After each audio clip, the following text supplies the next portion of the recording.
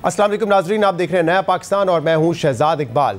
मुल्क में इंतखाबात का मैदान सजने में अब 6 हफ्ते से कम का वक्त रह गया है और जैसे जैसे 8 फरवरी का दिन करीब आ रहा है, ये सवाल अहमियत अख्तियार करता जा रहा है कि क्या बानी PTI इस इलेक्शन का हिस्सा होंगे या नहीं, और क्या पाकिस्तान तहरीक इंसाफ बल्ले के निशान के साथ इलेक्शन लड़ सकेगी या पाकिस्तान तहरीक इंसाफ से बल्ले का निशान छिन जाएगा। क्योंकि election commission of Pakistan Tehreek Insaf से बल्ले का निशान वापस लेने का फैसला कर चुका है, मगर पेशावर हाई कोर्ट के जज जस्टिस कामरान हयात की जानिब से इलेक्शन कमीशन का फैसला मुअत्तल करने के बाद इतलात है कि इलेक्शन कमीशन ने यह मामला दोबारा पेशावर हाई कोर्ट में उठाने का फैसला किया है। इसलिए अभी तक पाकिस्तान तहरीक इंसाफ के इंतखाबी निशान से मुतल्लिक गैर यकीनी बरकरार है और आज चेयरमैन पाकिस्तान तहरीक इंसाफ बैरिस्टर गौहर अली खान ने दोबारा इस खदशे का इजहार किया है कि पाकिस्तान की सबसे बड़ी जमात को इलेक्शन से बाहर करने की साजिश की जा रही है। इनको अच्छी तरह नजर आया कि 8 तारीख को इनके पल्ले कुछ भी नहीं बचना, ये अपने अपनी सीट आप हारेंगे इंशाअल्लाह ताला। इसलिए इनकी सिर्फ ये कोशिश है कि PTI के पास बल्ला ही ना रहे। 80 से ज्यादा केसेस है जो इलेक्शन के नोटिस में हम लेके आ रहे हैं कि लोगों से किस तरीके से नॉमिनेशन फॉर्म छीने गए और जिनको नहीं उठाया गया, जिनकी स्क्रूटनी हो गई है, उसकी स्क्रूटनी पे ऑर्डर नहीं हुआ। हम अदलिया को अभी से बता रहे हैं कि ये एक बड़ी साजिश हो रही है। इतनी बड़ी पार्टी को पॉलिटिकल प्रोसेस से निकालना ये डेमोक्रेसी को डिरेल करने की साजिश होगी। इसके अलावा पाकिस्तान तहरीक इंसाफ के रहनुमा लतीफ खोसा ने भी कहा है कि तारीख की सबसे बड़ी प्री पोल धांधली हो रही है। ताहयात नाअहली के बावजूद नवाज शरीफ के कागजात नामजदगी तो मंजूर कर लिए गए हैं, मगर अभी तक पाकिस्तान तहरीक इंसाफ के किसी उम्मीदवार के कागजात नामजदगी मंजूर नहीं किए गए हैं। आप सबने देखा कि जिस तरह इनके कागजात नामजदगी मंजूर किए गए, उन्हीं जिले सुबहानी के जिनको लाया गया है चौथी मरतबा वज़ीर आज़म बनाने के लिए, कैसे आप कागजात नामजदगी मंजूर कर सकते हो? इसके बावजूद के सुप्रीम कोर्ट ने उन्हें 62(1)(f) में ताहयात नाअहल करार दिया हुआ है और हमारे किसी उम्मीदवार के अभी तक जो है ऐलान नहीं किया गया। और कल जो आखिरी तारीख है, इस पर भी देखिएगा कि किस किस्म की ये पाकिस्तान की तारीख की बदतरीन प्री पोल रिगिंग है। इलेक्शन शेड्यूल के मुताबिक कल उम्मीदवारों के कागजात नामजदगी की मंजूरी या मुस्तरद होने का आखिरी दिन है। इसलिए अब देखना होगा कि कल जो फहरिस्त जारी होगी उसमें पाकिस्तान तहरीक इंसाफ के कितने उम्मीदवारों के कागजात मंजूर किए जाते हैं। इसके अलावा इस वक्त सारी निगाहें इस बात पर टिकी हैं कि क्या पाकिस्तान तहरीक इंसाफ को बल्ले का इंतखाबी निशान अलॉट किया जाएगा या नहीं। ये मामला इसलिए भी अहम है क्योंकि हर गुजरते दिन के साथ ये वाज़े होता जा रहा है कि पाकिस्तान तहरीक इंसाफ की मुखालिफ सियासी जमातें बल्ले के इंतखाबी निशान से मुकाबला करने को तैयार रही हैं। और दिलचस्प बात यह है कि जिस जमात यानी नून लीग पर पिछले कुछ अरसे से लाडला होने और किंग्स पार्टी होने के इल्ज़ामात लग रहे थे, अब उसने उल्टा पाकिस्तान तहरीक इंसाफ पर लाडला होने और पाकिस्तान तहरीक इंसाफ के लिए सहूलतकारी के इल्ज़ामात लगाना शुरू कर दिए। नून लीग पाकिस्तान तहरीक इंसाफ पर सहूलतकारी के इल्ज़ामात लगा रही है, जबकि ये वाज़े है कि 9 मई के बाद से पाकिस्तान तहरीक इंसाफ रियासती अताब का शिकार है। कानूनी कार्रवाइयों और सियासी मुश्किलात की वजह से पाकिस्तान तहरीक इंसाफ की सियासी क़यादत या तो पार्टी छोड़ चुकी है या मंजरनामे से गायब हो चुकी है। और दूसरी तरफ नून लीग को इंतखाबात से पहले केसेस खत्म होने समेत हर किस्म की सहूलियात फराम की जा रही हैं। अहम बात यह कि पेशावर हाई कोर्ट ने 3 रोज़ पहले इलेक्शन कमीशन का पाकिस्तान तहरीक इंसाफ इंट्रा पार्टी इंतखाबात से मुतल्लिक फैसला मुअत्तल करते हुए पाकिस्तान तहरीक इंसाफ को बल्ले का निशान वापस दिया था, मगर इसके बाद 2 रोज़ तक नून लीग समेत किसी जमात ने इस फैसले पर एतराज़ नहीं किया।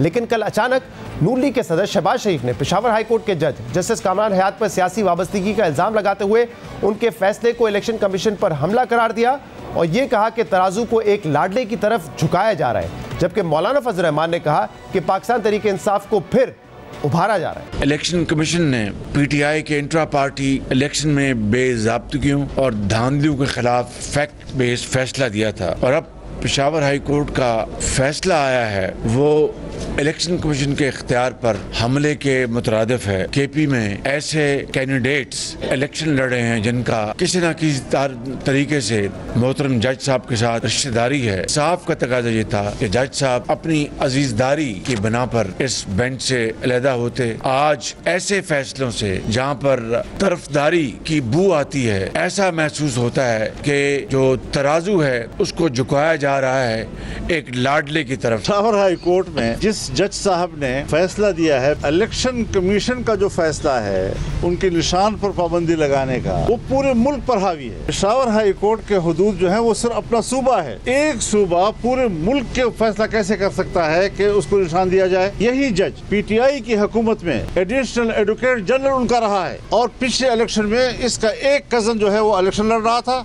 और अभी ये जब जज है तो उसका दूसरा कजन जो है वो हमारे इलाके में इलेक्शन लड़ रहा है। पीटीआई के पार्टी का एक हिस्सा नजर आते हैं। पीटीआई के साथ ज्यादती नहीं हो रही, पीटीआई को इस इलेक्शन में प्रोजेक्ट करने का पर काम हो रहा है।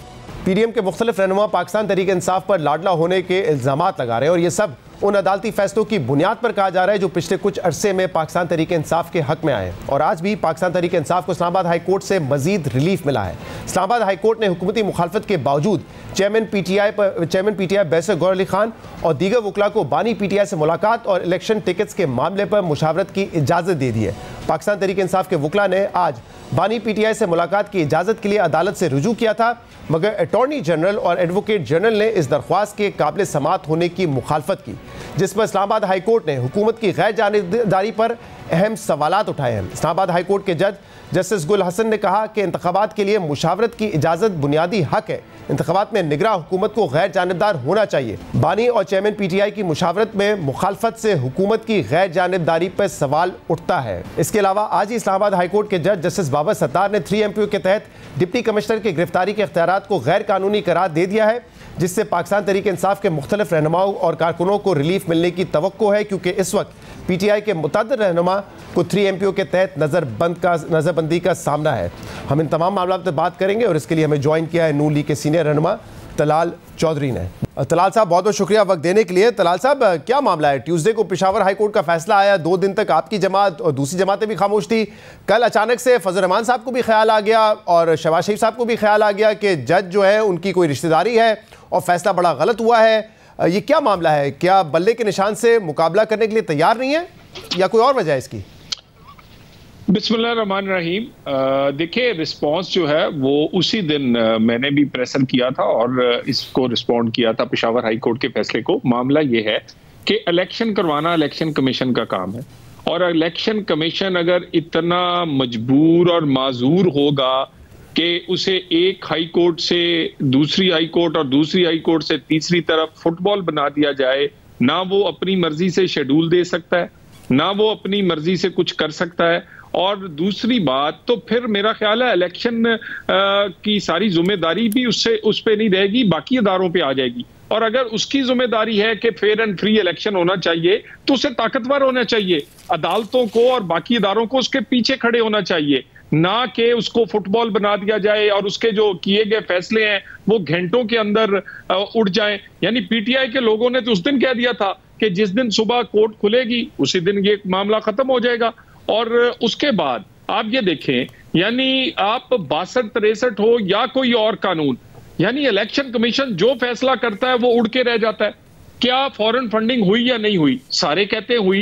इलेक्शन कमीशन 8 साल की तहकीकात के बाद कहता हुई, सजा नहीं दे सका। वो अपनी इज्जत यानी तौहीन जो हुई है उनकी इलेक्शन कमीशन की, उसकी सजा नहीं दे सकता, स्टे पे स्टे आ जाता है। उसके बाद रही 62-63 पर इम्प्लीमेंटेशन, यानी किसी पर किसी तरह की, किसी पर किसी तरह की। एक कानून बना लेना जी, एक तरह सबको डील कर ले और उसके बाद फिर ये काम करने की क्या जरूरत है? या इलेक्शन कमीशन अगर ठीक नहीं है तो वो उसको इस तरह यानी कि उसका चीजें आप उसके टर्न डाउन कर दें फैसले। तो ये मेरा ख्याल है। तो आपके ख्याल में क्या तलाल साहब इलेक्शन कमीशन ऑफ पाकिस्तान का फैसला बिल्कुल दुरुस्त है? जैसे कल आपके सदर ने कहा कि बिल्कुल फैक्ट बेस्ड फैसला है, आपने तो तफसीली फैसला तो उसका आया नहीं। कैसे आप लोगों को इल्म हो गया कि फैक्ट बेस्ड फैसला है और बड़ा अच्छा फैसला था और इंसाफ पर मबनी था?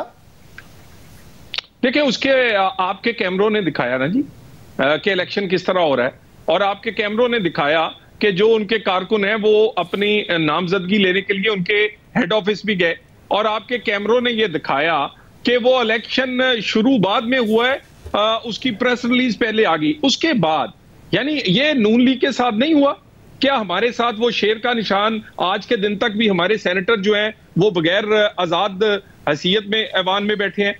क्या नवाज शरीफ और बाकियों के साथ जो कुछ हुआ क्या उस वक्त भी अदालतें इसी तरह रिस्पॉन्ड करती रही? तो और उसके बाद अगर आप समझते हैं कि उस वक्त भी आपके साथ गलत हुआ, अदालतों ने रिस्पॉन्ड नहीं किया, तो आज भी अगर गलत हो रहा है तो अदालतें रिस्पॉन्ड ना करें, उस तरह खामोश बैठे रहे जैसे आपके टाइम पे बैठे रहे थे, ये ख्वाहिश है? देखिए, मैं कह रहा हूं कि अगर कोई 8-8 साल बाद फैसले आने ही शुरू हो गए हैं, मुझे फॉरेन फंडिंग का बता दीजिए ना जी। मुझे तौहीन अदालत का, मेरे लिए कानून और है, लोगों के लिए और है। मुझे माफी नहीं मिल सकती, पीटीआई के लोगों को माफी मिल सकती है। और उसके बाद फॉरेन फंडिंग हुई कि नहीं हुई? तो आज भी इलेक्शन लड़ रही है। आप बिल्कुल ठीक कह रहे हो कि उस वक्त जो कुछ फैसले हो रहे थे रियासत की तरफ से, तो बहुत सारे फैसलों में कोर्ट्स जो है वो उनके साथ थी, लेकिन उस पर आप लोग भी तनकीद कर रहे थे और आज भी बहुत सारे लोग तनकीद कर रहे हैं कि कोर्ट्स को पार्टी नहीं बनना चाहिए। तो अगर आज अदालतों को लग रहा है कि हमें पार्टी नहीं बनना, हमें मेरिट पर फैसले दे रहे हैं, तो इसमें हर्ज क्या है फिर आपको? देखिए, यही मामला है ना जी कि कोर्ट्स को पार्टी नजर नहीं आना चाहिए। यहां पर लाहौर हाई कोर्ट के पर क्या क्या, मुझे ये जेब नहीं देता कि मैं वो नाम लूं जो लोग नाम लेते रहे कि क्या क्या रिलीफ पीटीआई को रात 12 बजे भी अदालत लगती रही और एक एक दिन में 1-2 दर्जन केसेस की जमानत होती रही। फिर इसी तरह अब पेशावर हाई कोर्ट या बाकी से, तो मेरा ख्याल है ये फैसलों से पता चलता है कि भी आप किस तरह क्या तकड़ी दोनों आपने इस तरह तोली हुई है या कि इलेक्शन पर असरअंदाज हो रहे हैं। लेकिन तलाल साहब, मैं जरा आपको क्लिप सुनवाता हूं कि इस इलेक्शन कमीशन ऑफ पाकिस्तान के बल्ले के हवाले से या इंट्रा पार्टी के हवाले से जो फैसला था, उससे पहले भी आपकी पार्टी की क्या राय थी और फैसले के बाद भी क्या राय थी, क्योंकि आप कह रहे हैं उस दिन भी आपने एतराज किया था। जरा सुन लीजिए राना सनोवर साहब ने क्या कहा था इस पर। बल्ले का निशान भी तहरीक इंसाफ के पास रहने दिया जाए और उनके जो नुमाइंदे हों उन्हें भी कैंपेन डोर टू डोर करने दी जाए। बिल्कुल उनके पास बल्ले का निशान जो है वो रहने दिया जाना चाहिए। बल्ले का निशान तब्दील करने से कोई फ़र्क नहीं पड़ेगा।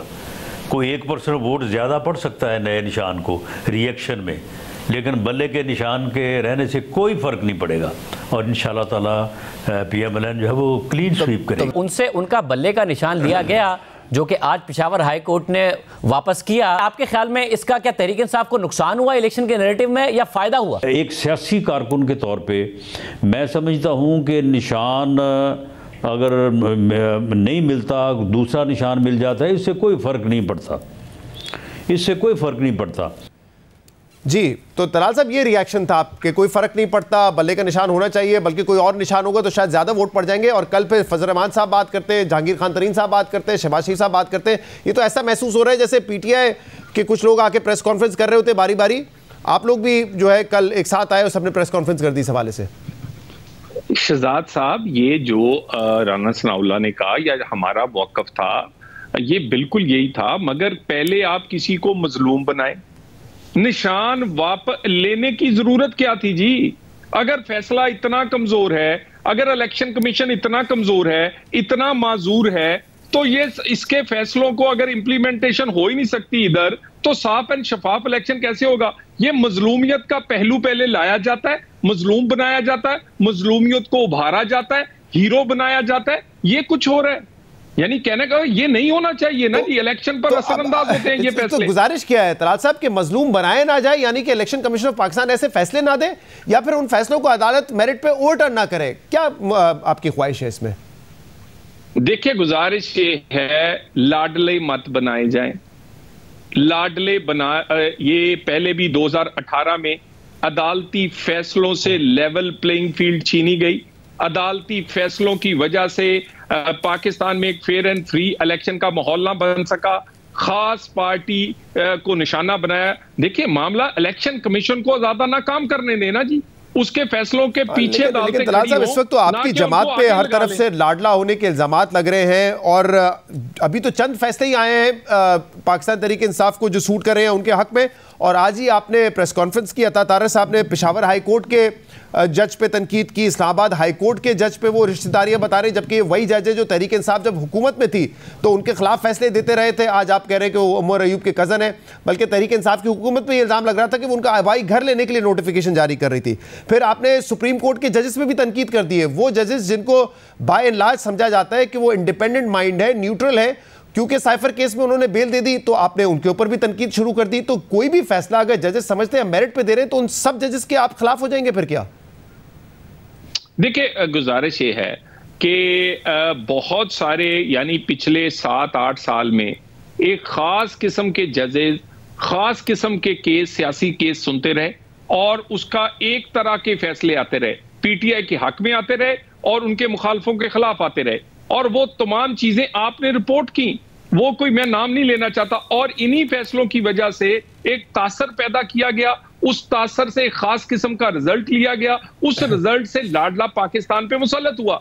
लेकिन तलाल साहब, सुप्रीम कोर्ट के जिस बेंच ने आज, क्योंकि तारर साहब ने कहा कि धजिया उड़ा दी साइफर केस की, उसमें तारिक मसूद साहब थे, जस्टिस मंसूर अली शाह साहब थे, जस्टिस हसन मिनुल्लाह साहब थे, इन जजेस को आप उनसे तो कंपेयर नहीं कर सकते। आप लोग खुद कहते रहे कि इस तरह के जजेस होने चाहिए, आप लोग शिकवा करते थे कि ये जजेस बेंचेस में बैठे, इनको क्यों नहीं हिस्सा बनाया जाता। पेशावर हाई कोर्ट के जज को आप कह रहे हैं कि वो किसी के कजन है, इस्लामाबाद हाई कोर्ट के जज को आप कह रहे हैं वो किसी के कजन है, तो राना सनाउल्लाह साहब के कजन थे इफ्तिखार चौधरी साहब, तो क्या जो फैसले इफ्तिखार चौधरी साहब दे रहे थे 4-5 साल तक पीपल्स पार्टी के खिलाफ, राना सनाउल्लाह के कहने पे तो नहीं दे रहे होंगे ना। सो महज रिश्तेदारी से तो ये नहीं साबित होता कि कोई जज जो है वो बायस्ड है। देखिए, हम भी यही चाहते हैं कि फैसलों से आप कजन ना लगे, आपके फैसले ना बताएं कि आप कजन का रिश्ता निभा रहे हैं, आप पाकिस्तान के रियासत के साथ वो आइन का रिश्ता और हलफ का रिश्ता निभाएं। हम भी यही चाहते हैं। और दूसरी तरफ मैं आपसे सवाल करता हूं, फॉरेन फंडिंग हुई कि नहीं हुई, सजा क्यों नहीं हुई, तोशाखाना हुआ कि नहीं हुआ, सजा क्यों नहीं हुई, 2 शनाख्ती कार्ड बनाने पे 10,000 अकाउंट रखने पे ताहियात नाअहल, और आपके पास करोड़ों सजा इसलिए नहीं हो रही ना क्योंकि जब अदालत कहती है कि इन कैमरा ट्रायल नहीं होगा, ओपन ट्रायल करे, तो उसकी खिलाफ वर्जी हो जाती है। फिर दिलावर साहब जो है वो गवाहों को सुने बगैर फैसले दे देते हैं, जो बाद में खुद जो है हाई कोर्ट उनको करदम करार दे देती है। तो अगर ट्रायल कोर्ट सही तरीके से नहीं कार्रवाई करेंगी, इस्तकासा अपना काम नहीं करेगा, या अदालतें ठीक तरीके से केस नहीं चलाएंगी, तो ये नतीजा निकलना है ना फिर तो। देखिए, गुजारिश ये है कि आप बार देखिए ना, मैं चले साइफर भी छोड़ दें, आप उस तोशाखाना भी छोड़ दें, भाई 8 साल 9 साल फॉरेन फंडिंग के किस पहलू पर, किस हाई कोर्ट में किस जगह तहकीक नहीं हुआ और साबित हुआ, सजा हुई नहीं हुई, तौहीन अदालत, उसके बाद मिस डिक्लेरेशन ऑफ एसेट, यानी आप डबल स्टैंडर्ड्स क्यों हैं? बहुत शुक्रिया। तलाल चौधरी साहब हमारे साथ मौजूद थे। एक ब्रेक लेंगे, उसके बाद पीटीआई का मौक़िफ़ लेंगे इसी मामले पे। Stay with us. Welcome back नाजरीन। पाकिस्तान तहरीक इंसाफ की लीगल टीम इस खदशे का इजहार कर रही है कि जिन लोगों ने अपने नॉमिनेशन पेपर्स जमा करवाए उनके कागजात को मुस्तरद कर दिया जाएगा जब हतमी फहरिस्त कल जारी की जाएगी। इस पर हम बात करेंगे, जिसके लिए हमें ज्वाइन किया है पीटीआई के सीनियर रहनुमा हामिद खान ने। हामिद साहब, बहुत बहुत शुक्रिया वक्त देने के लिए। क्या वजह है आपकी लीगल टीम जो है, पीटीआई की लीगल टीम, वो इस खदशे का इजहार क्यों कर रही है कि majority of the nomination papers reject हो जाएंगे आरओस की जानिब से? ये बिल्कुल खदशा है, क्योंकि अभी तक जो इलेक्शन कमीशन और उनके साथ जो रनिंग ऑफिसर्स का रवैया है वो बड़ा ही मनफी रवैया है पाकिस्तान तहरीक इंसाफ के साथ और उनके नॉमिनीज के साथ। तो इसलिए हम कोई अच्छी तवक्को नहीं रखे हुए, क्योंकि अभी तक अनाउंस नहीं किए, साथ साथ उनके कागजात नामजदगी कई दिनों से चल रहे हैं, साथ साथ उनका वाज़ेह फैसला होना चाहिए था कि इनके मंजूर हो गए कि इनके नहीं हुए। तो इसलिए इन्होंने जो है इस चीज की एक मिस्ट्री रखी हुई है और इकट्ठे कोई करेंगे और उसके बाद ये होगा कि एक नया प्रोसेस शुरू हो जाएगा और अपीलें होंगी, ये होगा। लेकिन इनकी तरफ से हमें कोई इतनी अच्छी उम्मीदें नहीं है। सही है। और जो इलेक्शन कमीशन ऑफ पाकिस्तान ने शेड्यूल जारी किया है उसके मुताबिक अगर किसी के कागजात मुस्तरद होते हैं तो फिर वो ट्रिब्यूनल में अपील करेगा और उसके लिए भी कुछ वक्त दरकार है। तो क्या यही प्रोसेस होगा, या जैसे आज गौहर अली खान साहब कह रहे थे कि हम सुप्रीम कोर्ट जाएंगे और वहाँ पे बताएंगे कि कैसे जो 80 केसेस हैं, 80 ऐसे केसेस हैं जहाँ पे इलेक्शन कमीशन ऑफ पाकिस्तान के सामने ये मामला रखेंगे कि नॉमिनेशन पेपर्स ही फाइल नहीं करने दिए गए, वो छीन लिए गए? जी बिल्कुल सही है। वो तो ऑलरेडी एक पिटीशन तो की हुई है जिस पर एक जुज़वी ऑर्डर हुआ है, जिसमें अतर मिल्ला ने और दूसरे जजेस ने कहा हुआ है कि बज़ाहिर जो है पीटीआई के साथ बड़ा ही जो है वो डिस्क्रिमिनेटरी सलूक किया जा रहा है और उसके बारे में कहा, उन्होंने अच्छी डायरेक्शंस भी दी हैं। लेकिन इसके बावजूद ये सब कुछ हो रहा है। जो इलेक्शन कमीशन का जो रवैया है पीटीआई के साथ, उनके उम्मीदवारों के साथ और ओवरऑल पार्टी के साथ, वो बिल्कुल जानिबदाराना है और हमें बहुत दुख हो रहा है इस बात का। तो बासूरत वो तो एक हमने रास्ता ऑलरेडी इख्तियार किया हुआ है, उनकी जानिबदाराना जो रोल है उसको सामने रखते हुए।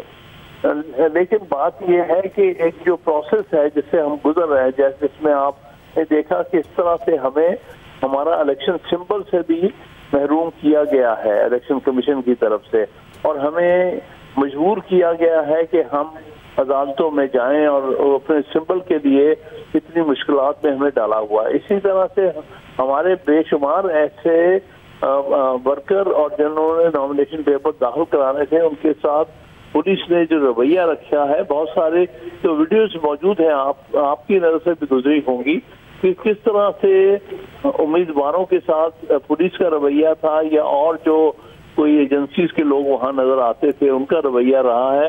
उसकी वजह से बहुत ज्यादतियां हुई हैं।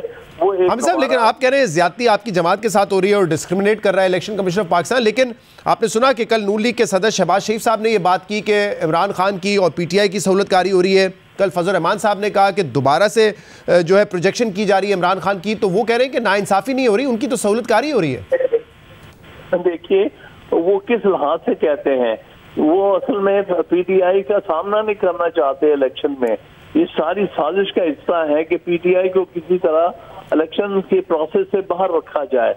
अभी तक जो कुछ भी इलेक्शन कमीशन ने किया है और अभी तक जो मौजूदा हुकूमत है, उनका रवैया ये है कि हर तरह से पीटीआई के खिलाफ हर तरह की डिस्क्रिमिनेशन हो रही है।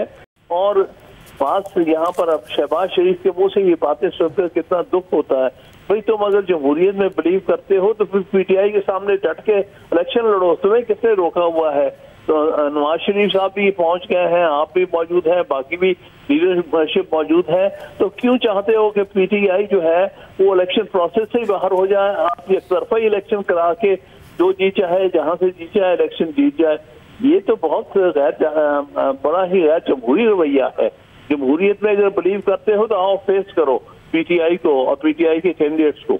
लेकिन हामिद साहब, जहां आप लोग ये शिकवा कर रहे हैं कि लेवल प्लेइंग फील्ड हमें निगरान हुकूमतों की जानिब से इलेक्शन कमीशन की तरफ से नहीं दी जा रही, वहीं ये भी देखा जा रहा है कि हाई कोर्ट्स हो या फिर सुप्रीम कोर्ट हो, उससे आप लोगों के हक में फैसले आ रहे हैं। तो कहीं ना कहीं ये उम्मीद आपको है कि कोर्ट्स के प्रेशर की वजह से, उनके फैसलों की वजह से बिल आखिर आपको लेवल प्लेइंग फील्ड मिलेगी और आपको कम्पीट करने का मौका मिलेगा इंतखाबात में?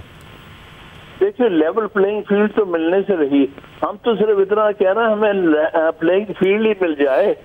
भाई उनके साथ तो बड़ी वाज़ेह तौर पर उनके हक में जानबदाराना रवैये हैं हुकूमतों के भी और ईसीपी के।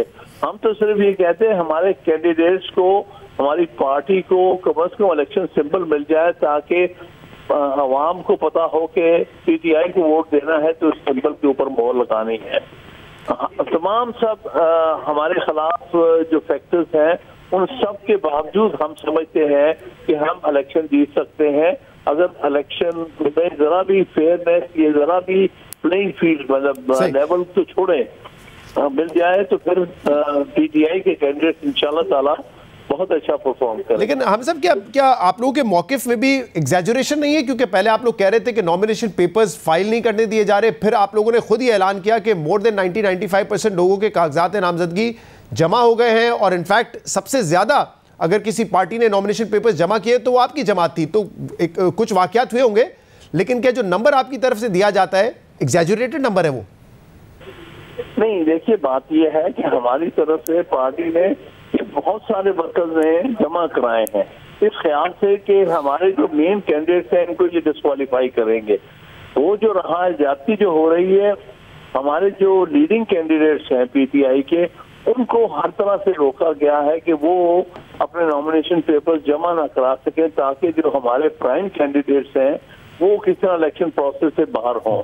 लेकिन हमने ऑप्शन तो रखा हुआ था कि और भी जो सेकंड लाइन के हमारे कैंडिडेट हैं वो भी कम से कम नॉमिनेशन पेपर्स हों। अगर हमारे लीडिंग कैंडिडेट्स को नहीं इलेक्शन में लड़ने की इजाजत मिली या जानबूझ के बाहर रखा गया तो कम से कम हमारा कोई हर हल्के से कोई ना कोई कैंडिडेट तो मौजूद होना चाहिए।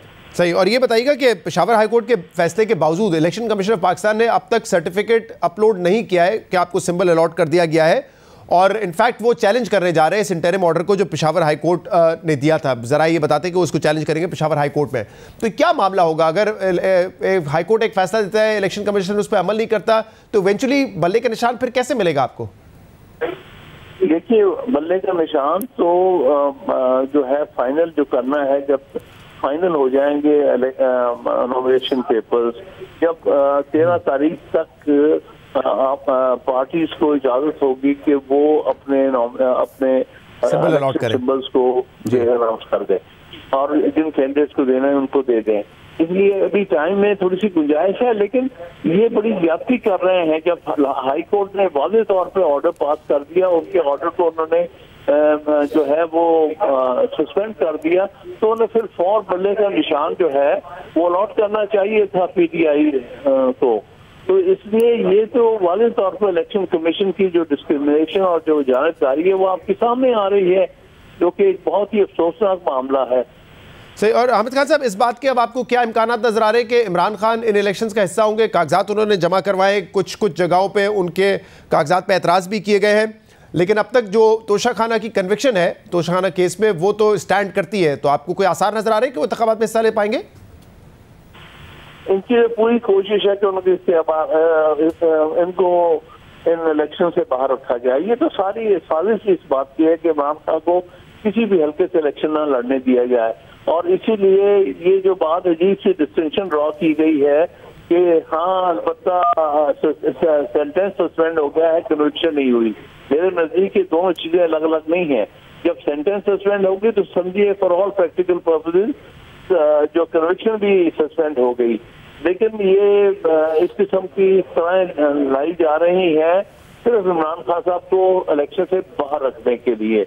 लेकिन हम हर सूरत पार्टी इलेक्शन लड़ेगी, इमरान खान साहब इलेक्शन लड़ सकें या ना लड़ सकें, हर सूरत पार्टी है और पार्टी के कैंडिडेट इलेक्शन लड़े। और नवाज शरीफ साहब के कागजात मंजूर हो गए हैं, आपके ख्याल में कानूनी तौर पे दुरुस्त फैसला है? क्योंकि एक राय ये थी कि 62(1)(f) के तहत सुप्रीम कोर्ट तशरीह कर चुका है, लेकिन फिर इलेक्शन कमीशन ऑफ पाकिस्तान जो इलेक्शन एक्ट था उसमें तरमीम की गई कि नाअहली 5 साल की होगी। आपके ख्याल में दुरुस्त फैसला हुआ है? मैं समझता हूँ बिल्कुल गलत फैसला है, इसलिए कि जो उनको नाअहल करार दिया था उम्र भर के लिए वो आर्टिकल 62(1)(f) के तहत था। जब तक के इलेक्शन एक्ट जो ऑर्डिनरी लॉ है उसको अमेंड करके आप आइन की किसी शिक को अमेंड नहीं कर सकते।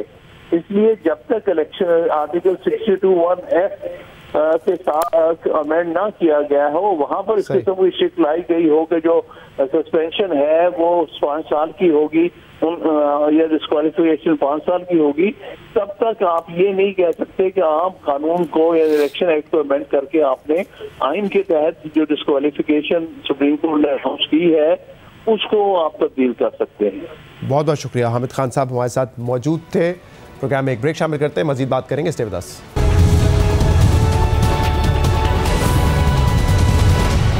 वेलकम बैक नाज़रीन। 7 नवंबर को पाकिस्तान मुस्लिम लीग नून और एमक्यूएम के बीच में इस बात पर इत्तेफाक हुआ था कि जो अर्बन सिंध है वहाँ पे सीट एडजस्टमेंट होगी दोनों जमातों के दरमियान। इस हवाले से नून लीग के सदर शहबाज शरीफ साहब कराची में मौजूद हैं। उन्होंने आज मुलाकात भी की एमक्यूएम के वफ़द से, लेकिन ज़रा ये बताते हैं कि अब तक कोई हतमी बात सामने नहीं आई है और डेडलॉक की भी खबरें आ रही है, खासतौर पे NA 242 की सीट को लेकर, जहां पे माजी में नून लीग के सदर शहबाज शरीफ भी इलेक्शन लड़ चुके हैं 2018 में, और 2018 के जो बाई इलेक्शंस थे उसमें मुस्तफ़ा कमाल साहब ने भी कॉन्टेस्ट किया था। तो बताया जा रहा है कि इस सीट की वजह से भी डेडलॉक बरकरार है। इस पर हम बात करेंगे, मजीद बात करेंगे, जिसके लिए हमें ज्वाइन किया एमक्यूएम पाकिस्तान के सीनियर रहनुमा मुस्तफ़ा कमाल ने। मुस्तफ़ा साहब बहुत बहुत शुक्रिया वक्त देने के लिए। मुस्तफ़ा साहब, 7 नवंबर को नून लीग और एमक्यूएम के दरमियान इस बात पर इत्तेफाक हुआ था कि कराची की कुछ सीटों पे सीट एडजस्टमेंट की जाएगी, और हमने देखा कि कल नून लीग के सदर शहबाज शरीफ साहब कराची में मौजूद भी थे।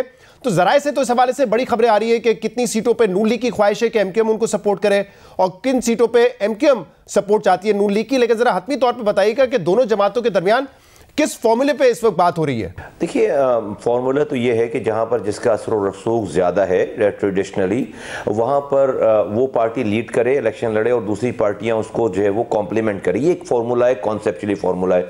यकीनन जब आप गुफ्तगू करते हैं, मज़ाकरात करते हैं, बात करते हैं, तो बहुत सारी बात होती है, वो कोई फ़ैसला नहीं होता। तो हमारी टीमें तश्कील दे दी गई, भाई बहुत ही ज़िम्मेदार लोगों की टीम है। जिस तरह हमारी टीम को हेड कर रहे हैं अमीनुल हक साहब, राब्ता कमेटी के मेंबर हैं, और 2 राब्ता कमेटी के मेंबरान हसन साबिर साहब और एडवोकेट और जावेद हनीफ साहब जो हैं वो ये उस टीम में शामिल हैं, और उनकी तरफ से भी जो है वो लोग उसमें शामिल हैं। तो अभी लेकिन कोई हतमी फैसला नहीं हुआ। एक बात ज़रूर तय है, आज शहबाज शरीफ साहब आए थे और वो ये बात तय है कि कम वोट में कोई भी फैसला होता है। हमारी जो रिलेशनशिप है हमारी अंडरस्टैंडिंग है वो इससे बियॉन्ड है, ये सीट की एडजस्टमेंट और इलेक्शन के इल्हाक और सारी चीज़ों से बियॉन्ड है। हमारी एक स्ट्रेटजिक जो है वो अंडरस्टैंडिंग है। हमने 16 महीने हुकूमत के साथ गुजारे, उसमें एक बहुत खुशगवार वाक़या ये पेश आया कि उसमें जो सेंसस हुए उसमें वफाकी हुकूमत ने हमारी बहुत मदद की, ख़ासतौर पर वज़ीर आज़म साहब ने हमारी बहुत मदद की, एहसन इकबाल साहब ने हमारी बहुत मदद की। मदद इस सूरत में कि यहाँ पर डेट ख़त्म होने का ऐलान कर दिया था पीपल्स पार्टी की गवर्नमेंट ने कि सेंसस कंप्लीट हो गया और उसके बाद डेट्स एक्सटेंड हुई और 73 लाख लोग जो है वो बाजियाब हुए। ये एक पॉजिटिव जेस्चर था, हुकूमत ने हमारा साथ दिया। ऑल्दो के सारे लोग बाजियाब नहीं हो सके लेकिन फिर भी एक बहुत सारे एक अच्छी चीज़ हुई। तो हम उसी लेगेसी को लेकर चलना चाहते हैं, आगे लेकर चलना चाहते हैं और हमारे पास चॉइसेस भी नहीं है। जो हमारा एक जो एजेंडा है रिफॉर्म्स का, जो आईनी तरमीम का एजेंडा है, उसके लिए हमें पंजाब की कोई बड़ी पार्टी चाहिए और वो पीपल्स पार्टी और PTI नहीं है। तो हमारा PMLN से हमारा एक स्ट्रेटजिक अंडरस्टैंडिंग बनती है और हम इस अंडरस्टैंडिंग को बरकरार रखेंगे और हमारे बहुत अच्छे ताल्लुकात हैं। अच्छा, जब आप ये कहते हैं कि ये सिर्फ सीट एडजस्टमेंट तक नहीं है और हमारी एक स्ट्रेटेजिक अंडरस्टैंडिंग है, तो उसका मतलब ये है कि अगर नून लीग वफाक में हुकूमत बनाने में कामयाब हो जाती है तो आप उस हुकूमत का हिस्सा होंगे, यानी कि पोस्ट इलेक्शन ये अलायंस जारी रहेगा? जी बिल्कुल। देखिए, हमने पहले दिन से बात की है कि हमने एक 3 नुकाती आईनी तरामीम के डॉक्यूमेंट्स को बाकायदा पब्लिश करवाया है, उसकी कॉन्फ्रेंस करके दुनिया भर को बताया, पाकिस्तान को और सारी जमातों को और PMLN को भी बताया कि आज की MQM जो है वो तमाम पाकिस्तान की जमातों से एक ही चीज़ मांगती है। हम किसी वजारत के ऊपर बात नहीं कर रहे, किसी ओहदे के ऊपर बात नहीं कर रहे, किसी और एग्रीमेंट के ऊपर बात, कोई हमारे पास कोई 50 नुकाती कोई प्लान भी नहीं है कि हमारे पास ये मुतालबा वो मुतालबा। एक नुकता है और वो ये कि आइन में ऐसी तरामीम चाहिए जिससे वज़ीर आला हाउस से इख्तियारात और वसाइल निकालकर हमें पाकिस्तान की गलियों में लेकर जाना है और कराची में भी लेकर आना है। हमें जो NFC अवार्ड में पैसा सूबों को मिलता है, उस NFC अवार्ड से वहीं से हमें डिस्ट्रिक्ट का जो शेयर पूरे पाकिस्तान भर का वो वहीं से मिल जाए, वफाक से, और कराची का भी शेयर मिल जाए, लाड़काना का भी शेयर मिल जाए। और तीसरी बात हम ये चाहते हैं कि लोकल गवर्नमेंट में इलेक्शन उस वक्त तक, इलेक्टेड लोकल गवर्नमेंट जब तक ना हो उस वक्त तक मुल्क में इलेक्शन जो है वो नहीं होने चाहिए। अगर इलेक्शन कराने हैं तो पहले लोकल गवर्नमेंट के इलेक्शन। ये 3 बातों के ऊपर हमारी सारी गुफ्तगू है। इस बातों को जो भी एग्री करेगा हम उसके साथ जो है वो खड़े होने के लिए तैयार हैं। ये है हमारा फ्यूचर प्लान। सही है मुस्तफा साहब, लेकिन अब क्योंकि जो हतमी सिंबल मिलने का टाइम है और जो विड्रॉल होने हैं उसकी डेट तो बड़ी करीब आ गई, तो अब तक इस बात का अंदाजा तो हो गया होगा ना कि आप लोग किस किस नशिस्त पे स्ट्रांग है जहां पे आप चाहेंगे कि नून लीग आपको सपोर्ट करे, और नून लीग कितनी सीटों पे स्ट्रांग है जहां पे वो आपसे सपोर्ट मांग रही है। इसका अब तक तो पता चल जाना चाहिए ना। मुझे लगता है कि अगले 2 से 3 दिनों में जो है वो चूँकि अभी तो स्क्रूटनी हुई है, उसकी डेट अभी विड्रॉल की डेट में भी काफ़ी टाइम है। आई थिंक उसको हतमी लिस्ट लगेगी, उसके बाद फिर आप जो है वो विड्रॉल पर जाएंगे और वो आई थिंक 8 या 10 या 12 तारीख है शायद जनवरी की, तो उसमें अभी काफ़ी टाइम है और मैं समझता हूँ कि अगले 3 से 4 दिनों में कुछ और क्लैरिटी आएगी। हमारी कल भी कुछ मीटिंग्स हैं और आगे भी मीटिंग्स होंगी। बट मुस्तफा साहब, क्या इज इट ट्रू कि नून लीग ने 5 कौमी असेंबली और 10 सूबाई असेंबली की सीटों पे आपकी सपोर्ट मांगी है, और क्या ये बात दुरुस्त है? और क्या नून लीग 10 सूबाई असेंबली और 5 कौमी असेंबली की सीटों पे मजबूत नजर आ रही है कराची में कि जहां आप उनको सपोर्ट करें? देखिए, ऐसा कुछ हतमी कोई ऐसी बात नहीं है, और जब आप किसी से बात करने बैठते हैं तो उस गुफ्तगू में तो बहुत सारी बातें आती हैं। अगर उस गुफ्तगू के किसी एक पॉइंट को अगर आप कोट करें और सारी गुफ्तगू से आखो सबाक में ना करें तो फिर वो इन्फॉर्मेशन गलत इन्फॉर्मेशन कहलाएगी। गुफ्तगू तो बहुत सारी, बातें तो बहुत सारी हैं, लेकिन उसके लिए फिर ये कि भाई कंप्लीट बात की जाए, और मैं समझता हूँ कि इस तरह की कोई बात नहीं है। बहुत सारी गुफ्तगू में बहुत सारे पॉइंट्स आए, लेकिन कंक्लूड किस वाली बात पर हो रहा है, मेन तो बात वो होती है कि कंक्लूजन किस वाली बात पर। अभी कंक्लूजन कुछ भी नहीं है और अभी ये तमाम गुफ्तगू जारी, दोनों तरफ से जो है वो बातें की जा रही हैं और पॉइंट्स रखे जा रहे हैं, लेकिन अभी कहीं हम इसकी कंक्लूजन पे नहीं पहुंचे। सही, कंक्लूजन पे नहीं पहुंचे, लेकिन जराए भी ये बता रहे हैं और जो माजी के इलेक्शन है वो भी ये बताते हैं कि NA 242 के हवाले से एक डेडलॉक है, और बनता भी है डेडलॉक क्योंकि इस सीट पे 2018 में शहबाज शरीफ साहब इलेक्शन लड़े थे और बहुत कम मार्जिन से वो हारे थे पाकिस्तान तहरीक इंसाफ से, लेकिन इसी सीट से आपने भी इंतखाबात लड़े और आपने फिर यहाँ पे बाई इलेक्शन भी लड़ा, और इस बाई इलेक्शन में जितने वोट आपने लिए और MQM पाकिस्तान उस वक्त एक मुख्तलिफ जमात थी, उन्होंने जितने वोट लिए उनको मिला लें तो शायद आप पीपल्स पार्टी को उस इलेक्शन में बाई इलेक्शन में हरा सकते थे। तो ये बात तो दुरुस्त है ना कि इस सीट पर डेडलॉक है। शहबाज शरीफ साहब चाहते हैं कि वो कॉन्टेस्ट करें और आप विड्रॉ करें और शायद आप बाद में बाई इलेक्शन लड़ लें इस सीट पर, लेकिन आप ये सीट छोड़ना नहीं चाह रहे जिससे आप खुद इलेक्शन लड़ते आए। ऐसा है कि शहजाद भाई कोई डेडलॉक तो कहीं भी कुछ भी नहीं है, और गुफ्तगू चल रही है। और अभी आज की मीटिंग में शहबाज साहब की तमाम का जो भी विज़िट था, उसमें वो यहाँ कराची आए थे अपने पार्टी के दूसरे उमूर में। तो चूँकि एक हमारी अंडरस्टैंडिंग है, हम भी वहाँ जा चुके हैं और फिर उसके बाद कई और मीटिंग हो सकती है। एक एज अ गुड जेस्चर, वो एक खैर सगाली के तौर पर उन्होंने खुद भी कहा बाहर निकल के, इसलिए वो आए मरकज़ पे बहादुराबाद पे MQM के। आज की मीटिंग में गुफ्तगू में तो कोई सीटों की बात नहीं हुई है। अच्छा, क्योंकि आज उन्होंने अपने कारकुनान से भी कराची में पूछा कि क्या मैं कराची से इलेक्शन लड़ूं, तो कारकुनान ने कहा जी बिल्कुल लड़ें। उन्होंने नारे में ये जवाब दिया उनको। तो ऐसा लगता है कि वो लड़ेंगे कराची से, वो तो दस्तबरदार होते हुए नहीं नजर आ रहे कराची से, और लड़ेंगे तो 242 से लड़ेंगे। तो आप क्या उनके हक में दस्तबरदार हो जाएंगे अगर जरूरत पड़ी तो? It's too early to make concluding remarks.